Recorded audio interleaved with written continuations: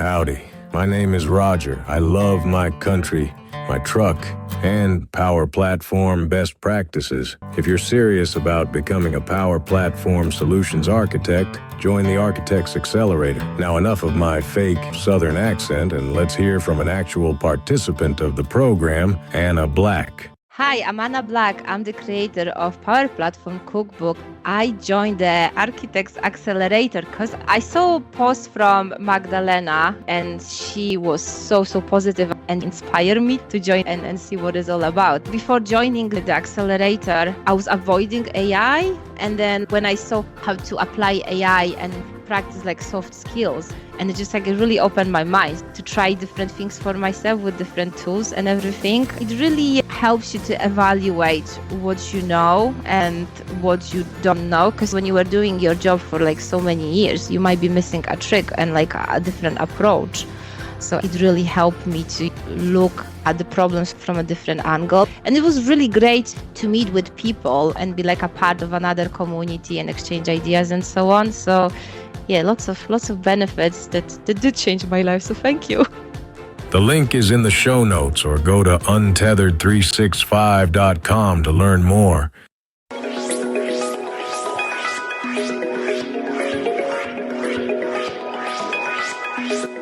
Hello, John. Hello, mate. How are you? All right? Yeah, good, thanks. Yeah, Happy New Year. Happy New Year to you too. Happy New Year. Happy New Year. It's 2025. We might actually go to Scottish Summit this year, although, is it this year or is it next year? No, it's next year. It's next year. This is South Coast Oh, this well, year. we'll definitely be at South Coast, so we haven't got an excuse for that, have we?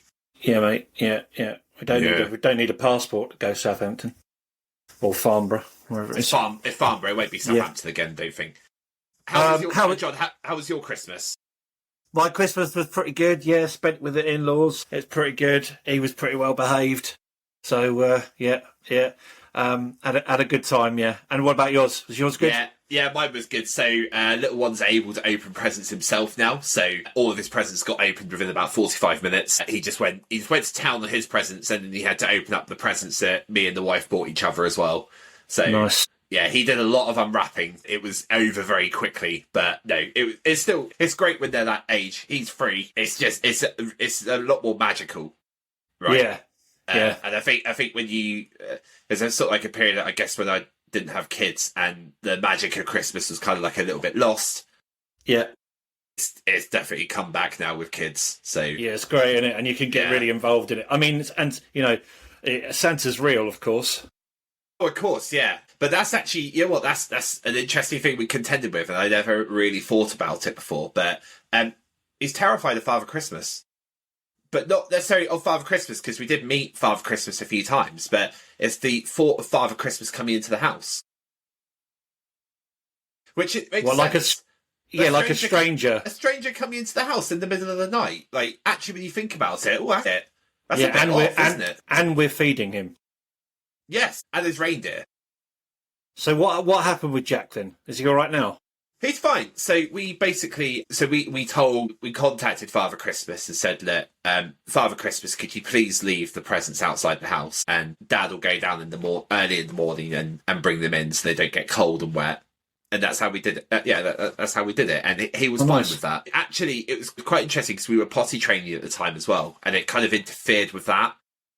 Because at one point he thought Father Christmas had come up through the toilet, so he didn't want to sit on the toilet. My God. Yeah. Yeah. That's not good.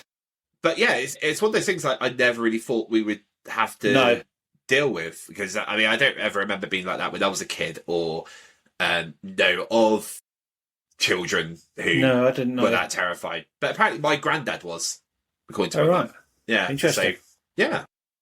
And so who have we got on this week's episode, mate? So this week we've got Lucy Elliott. She's a recruitment consultant from Conspicuous. We have a really good conversation about the importance of communication, which I think, really with anybody who's a consultant, communication is so key. It's one of those essential skills that you talk about so much. And it's about building relationships. And actually, she has at one point in the episode, she talks about this concept of just being honest and being transparent, and actually, in the long term, that works a lot better than getting a deal or getting a sale or doing something for short-term gain. Actually, playing the long game actually works out better. I think we see that with a lot of recruitment consultants, especially in the Power Platform and Dynamic space. Yeah, and I met Lucy in person at the You did user group. Yeah, she's really lovely, really bubbly, great personality, and yeah, I'm really looking forward to listening to her on the show. Hello, everyone, and welcome to the almost award-winning Sprint Zero podcast. My name is Mike Gowland, and I'm here with my co-partner rat in crime, John Russell. Say hello, John. Hello, how you doing? You okay? You all right? I'm good. It's snowing. It's snowing in the south, so that means it's chaos for the rest of the UK. I haven't got snow. Haven't you? We've had loads. You've got snow in like Southampton. Yeah. Wow, that's ridiculous. 1 centimetre of it. Yeah. Amazing. So, today on the Sprint Zero podcast, we have Lucy Elliott. Lucy is a recruitment consultant at Conspicuous, where she helps companies grow by providing the best talent across the dynamic stack. She co-runs a podcast called Keeping Up with the Conspicuous, which is a podcast about recruitment, as well as pushing herself out of her comfort zone. She is also a qualified sports therapist, where she has a passion for helping people with sports injuries, and on the side, she does sports therapy for a local rugby club. Welcome to the podcast, Lucy. How are you doing today? Hi, guys. Thanks for having me on. Yeah, I'm really good. I'm also freezing because it was snowing up here two days ago, so it's a bit brisk. But yeah, I'm really well, thank you. Nice. Yeah, thank you very much for coming on. I appreciate it. Do you want to tell us a little bit about your journey, about how you got to where you are today? Absolutely. I know a lot of people do ask me about my background because they see qualified sports therapist and recruitment consultant, which obviously is very interesting from going from that to now where I am. But long story short, it was a money thing. I think everyone ends up going into recruitment for money, if we're being completely transparent with it. I lived by myself for 3.5 years, and as you can imagine, that gets expensive. And sports therapy, when you're in a clinic, the fluctuation of money can be a little bit difficult. So I think I sat down with my auntie and my mum, and I was like, what am I good at? Like, what else have I got in my locker? And they were like, I think you'd be good with people. Like, if you want money, go into something that you can make commission. Because I wanted to ideally save for a house, which has now happened. So technically... Today, apparently.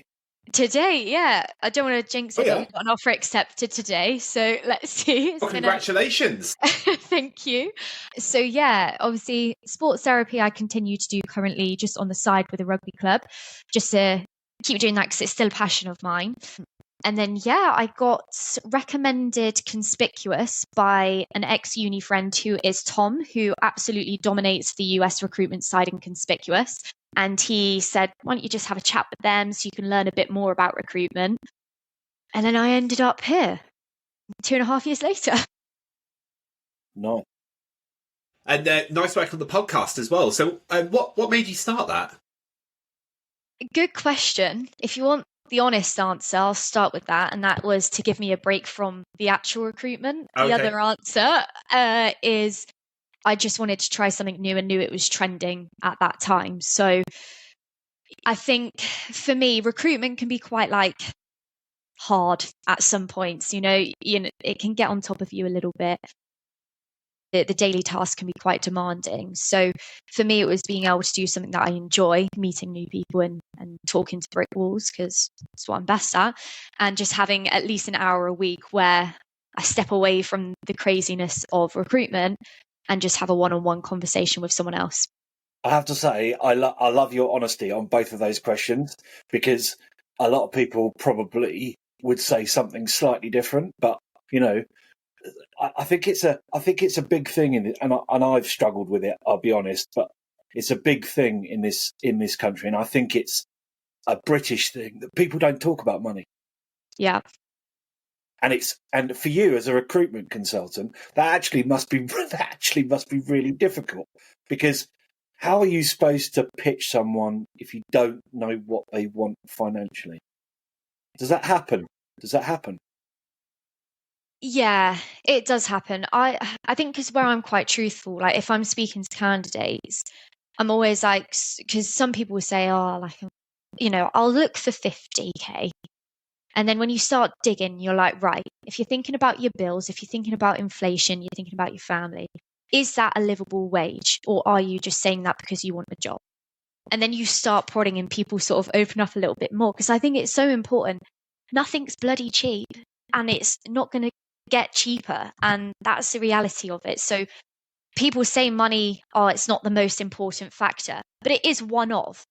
So yeah, I don't know. I'm just very open with it, I think. Yeah, I think that's really good. Yeah. Like community as well within Dynamics and Power Platform space is massive. How did you come to it? How did you discover it? Interesting, really, because obviously I still think I'm quite fresh into my recruitment career. I've only done it 2.5 years, which is still quite junior, I would say, compared to most. And it was always a case that obviously in our company, we've got people that have been there for years. So events and conferences, they've built such a great community.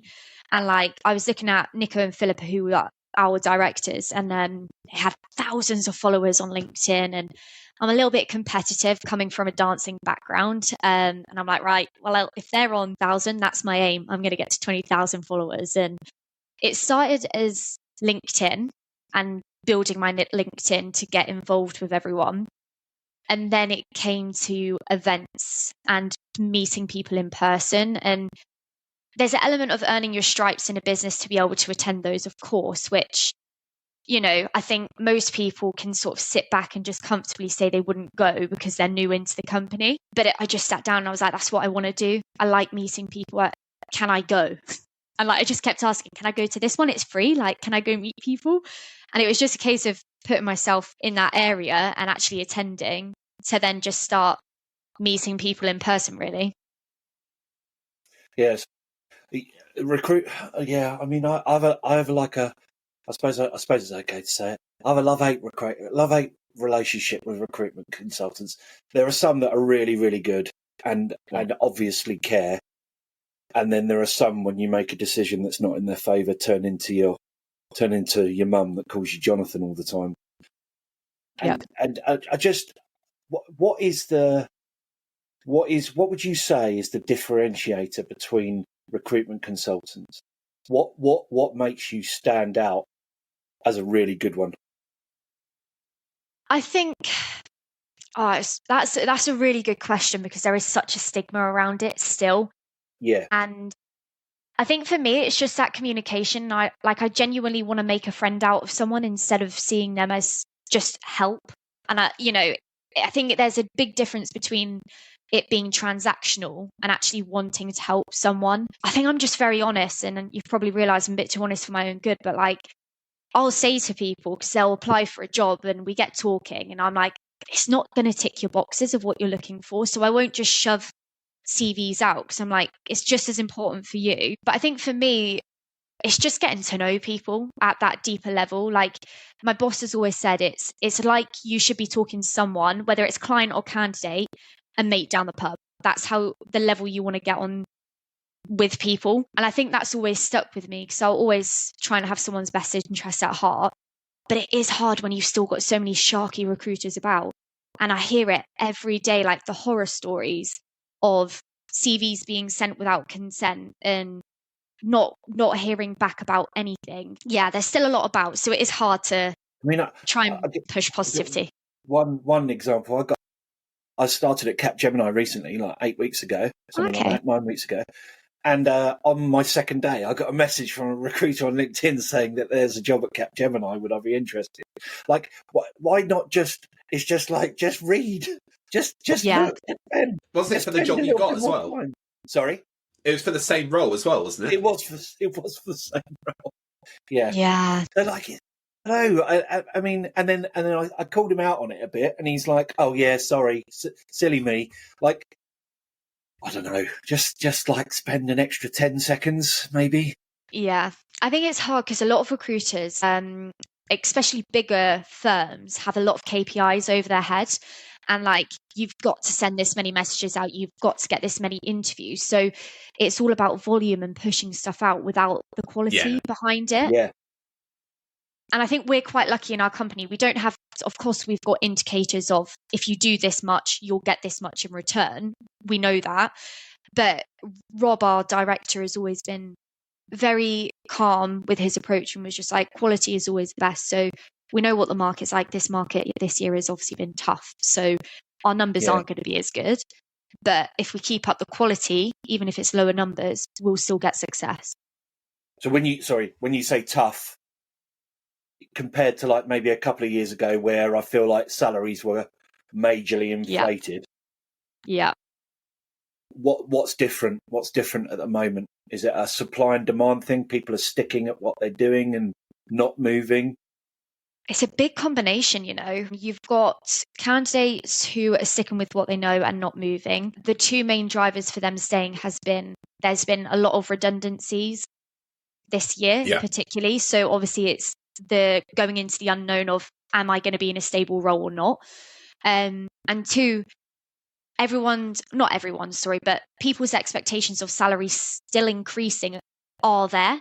So they won't move, understandably, for the same or less, but there isn't that much movement in the salary still because they're high, but they've plateaued, but people still want them to be higher because of those expectations from a few years ago. So from that side on the candidates, and then you've got clients, obviously it's been a lot harder to get deals over the line. We know the election, that had big impacts, especially on larger end users. So having the money for projects and to be able to do things is hard. And for us as recruiters, a lot of people want to save money. So they'll do it internally, which is completely fair enough. So it's just been a bit like that this year.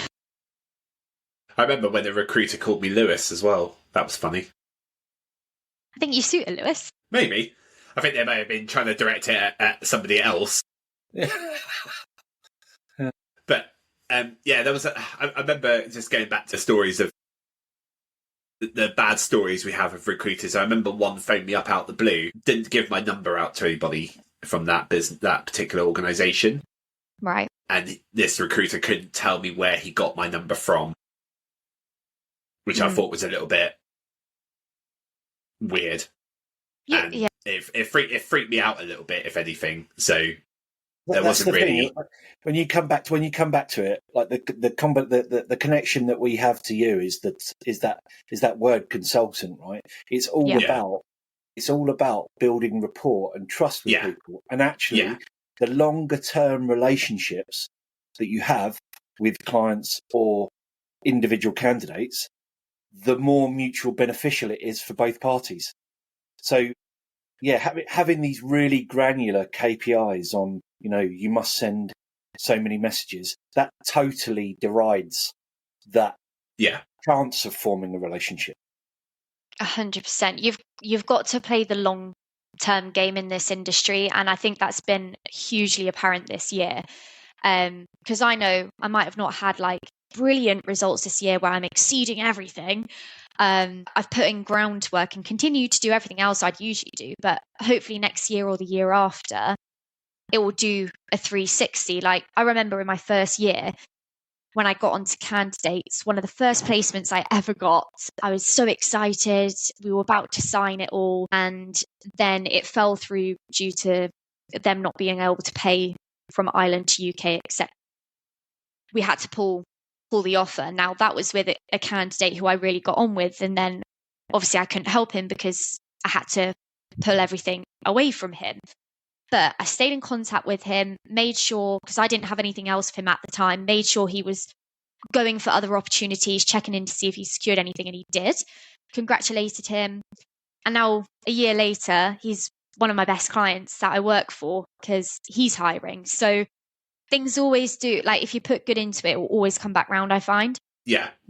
100%. And people, and also I think, and I know, like you said, with the stigma of recruitment consultants, I think the ones that are really good really stand out. Yeah.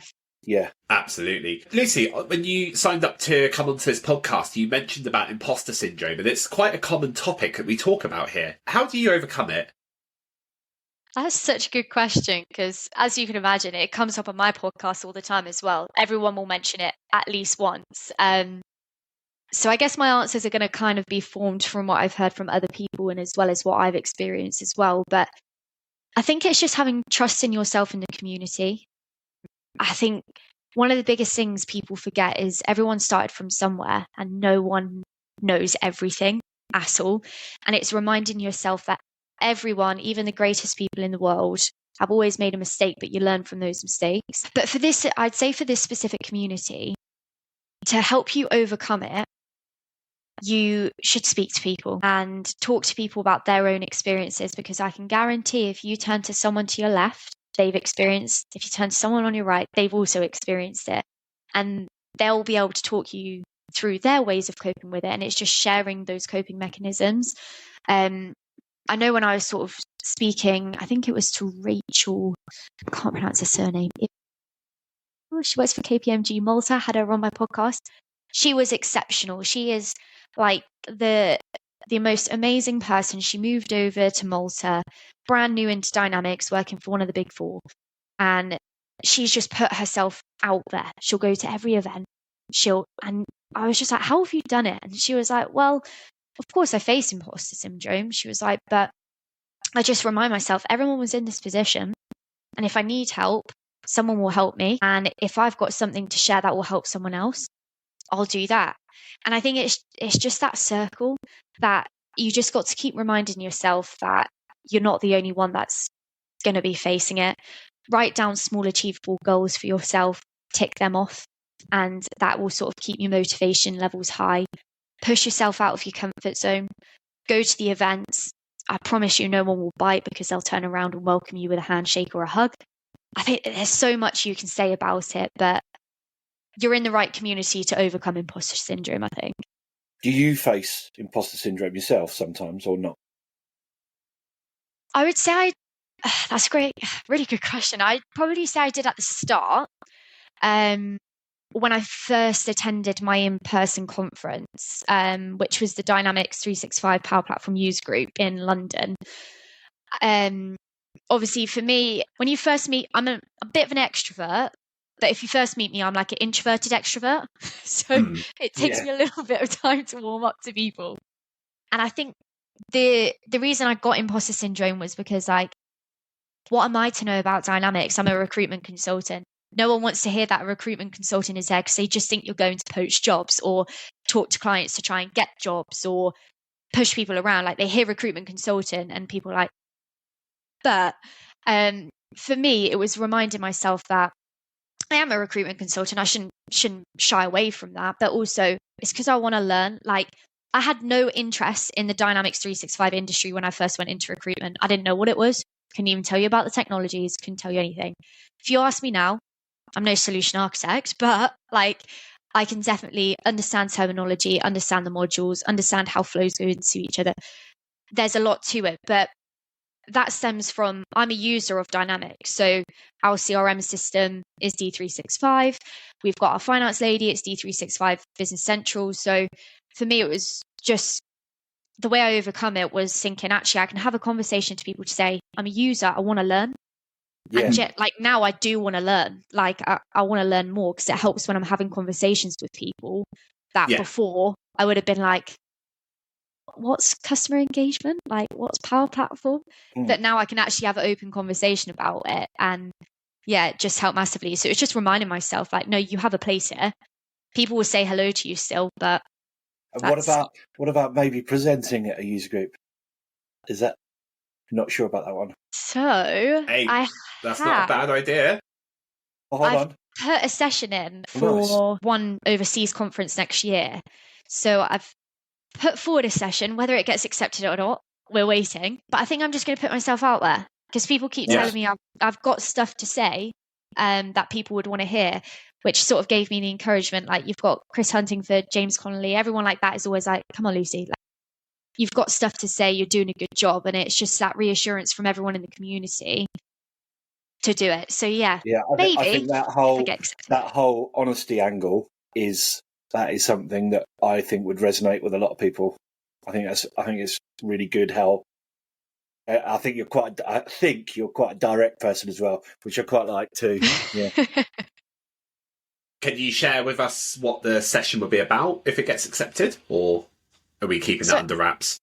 No, I could talk about it. If it doesn't get accepted, I can always put it forward to a different conference that might be interested in it. But I think for me, what people wanted to know was more about your personal branding and networking, how to become involved in the community. I think because if you've heard of the Scottish User Group, I'd done an online seminar for them, and that sort of said to me, right, Lucy, this is what we want to know about. Like, how do you actually get involved? How have you grown your network to where I'm at now? Like, how do you stand out amongst other candidates? Like, all these little bits. So it's sort of based around that. I won't give the title away, but it's based around little things like that, and just giving people that voice to be like, right, what can I do? What can I change? And then hopefully I'll be able to help them. Nice. That sounds good. Really good. Yeah. Yeah. I think that's the thing that we've been looking at the moment. Me and Mike is trying to work out how we can reach. Obviously, we've got like our core power platform kind of audience, but we also want to kind of appeal to people that want to come into the industry, who maybe are like career switchers, or people who are interested in the power platform or dynamics and working out how to go from client side to consultancy side. So yeah, it's an interesting conundrum to try and work out. Trial and error, that's all I can say. You'll always learn. So I don't know, I'm not sure if you've listened to the podcast before, but we've got a section called Uncomfortable Corner. Uncomfortable Corner. Look at that.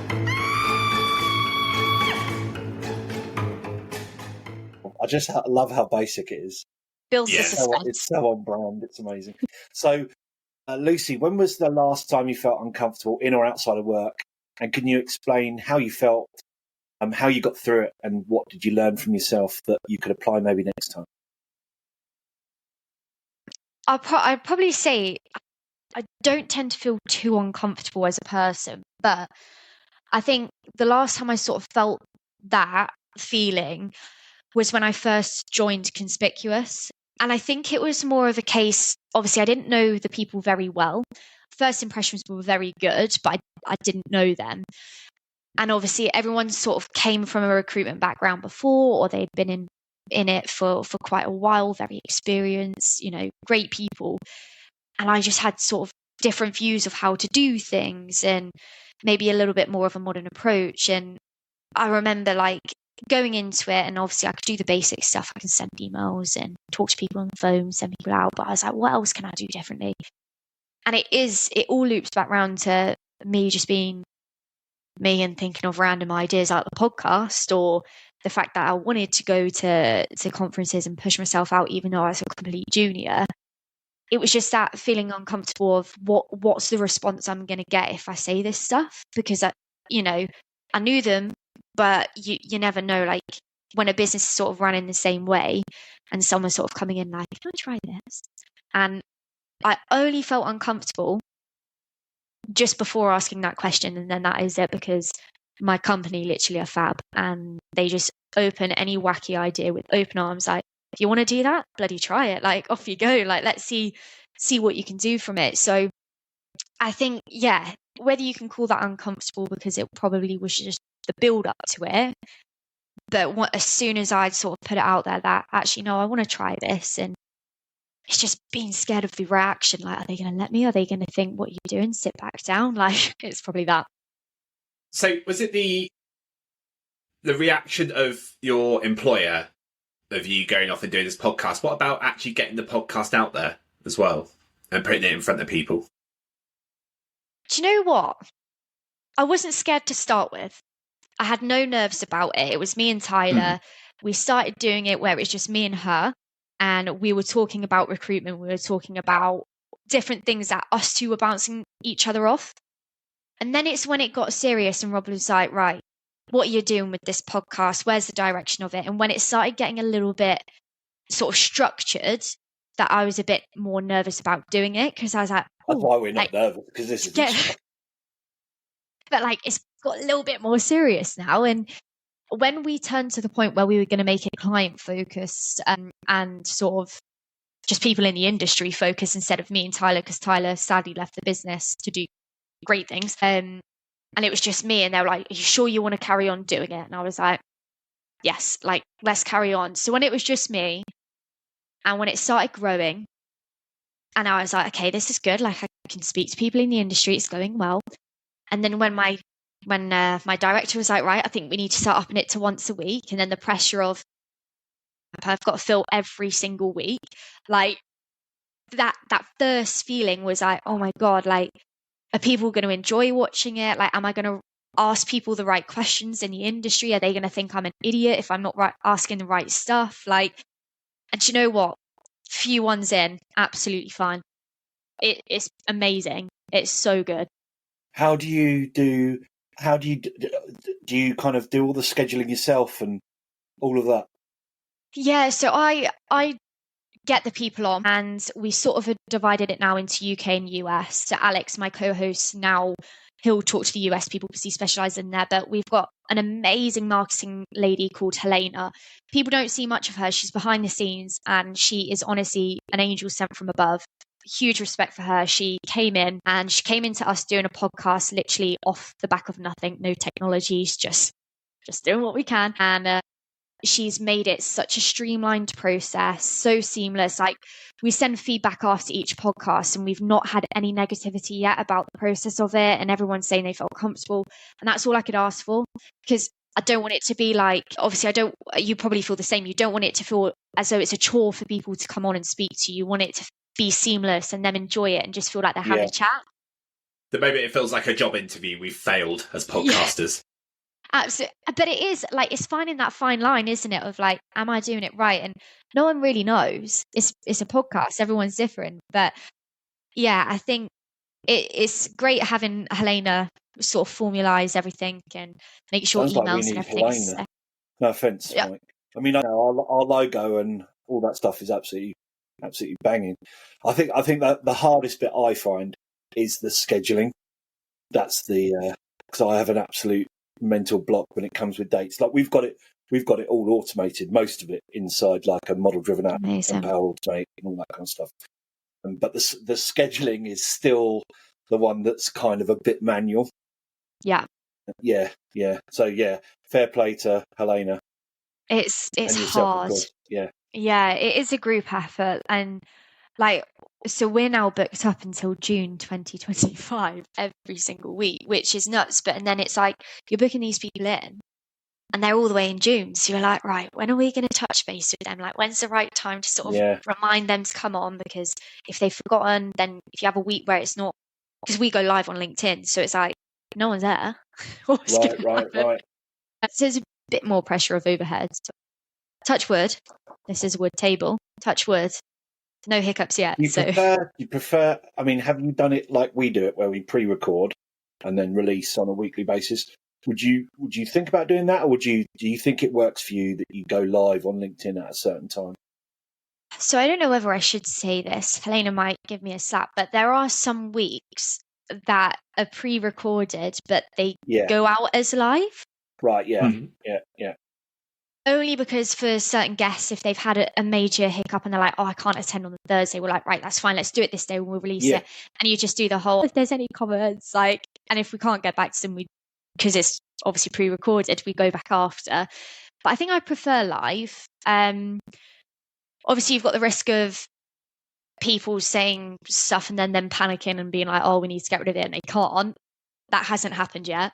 I think I just like the interaction of it, because people can comment, and then it might take someone, like, we can then ask the person there and then. But I wouldn't say it's made too much of a difference either way. I don't know if I have a preference, so to say. Maybe, Mike, we do a Sprint Zero live episode on LinkedIn. You should. You know what? We actually have the facility to go live on LinkedIn when we record an episode. Yeah, you should. Did you know that? No, I didn't know that. No. We can go live on Twitch, LinkedIn, Facebook, the YouTubes. I think most of them actually we can. I mean, I think most of, like you say, that would be my concern, Lucy, is that we do, after we've recorded with people, we normally say, like, if you do want to have a look at the recording before it goes out, you're more than welcome to. I suppose We don't care when we make a mistake, John, do we? It always gets left in post. Exactly. It makes it authentic. Yeah, Exactly. they're the best bits. And unless you're Carl Cookson, who I What a wouldn't have- filthy I mouth wouldn't that have man him on. has. I wouldn't have him Jesus. on. Be careful. He swore about 1 billion times at the end. Yeah. It's like, Some of the stuff that came out of his mouth as well. I love Carl, but yeah, he's not coming I'll on the never live. get that out of my mind. No. No. Yeah. Okay. Yeah. I mean, it's been a really great chat, Lucy. I really appreciate you coming on, and like I said from the off, like really appreciate your honesty on in recruitment and everything that you're doing. And thank you very much for joining us today. We'll put your links to LinkedIn and your podcast in the show notes. And if there are any other links that we've mentioned, then they will also be there too. Music today was provided by Kenlock Fit. I don't know why I have to do that every time, but yeah, you can find his music on Spotify, the link to which you'll also find in this episode's show notes. Additional music used in this episode is credited in the show notes too. Be sure to subscribe to this podcast so you don't miss the next episode. Subscribe on YouTube as well, which hopefully there will be like a thing down there. Click here. Click here. Yeah. We would also really appreciate it if you could give us a follow on LinkedIn and on YouTube. And if you're enjoying the podcast, please give us a review on your chosen podcast platform. Thank you very much. This has been Sprint Zero, and we've been Mike Gowland. Say goodbye, Mike. Goodbye, Mike. Lucy Elliott. Say goodbye, Lucy. Thank you very much, guys. See you later. And I'm John. See ya. And we'll see you on the next episode of Sprint Zero. Thanks. Love you, John. Love you too, Mike. Love you, Lucy. Love you Love you, guys. Lucy.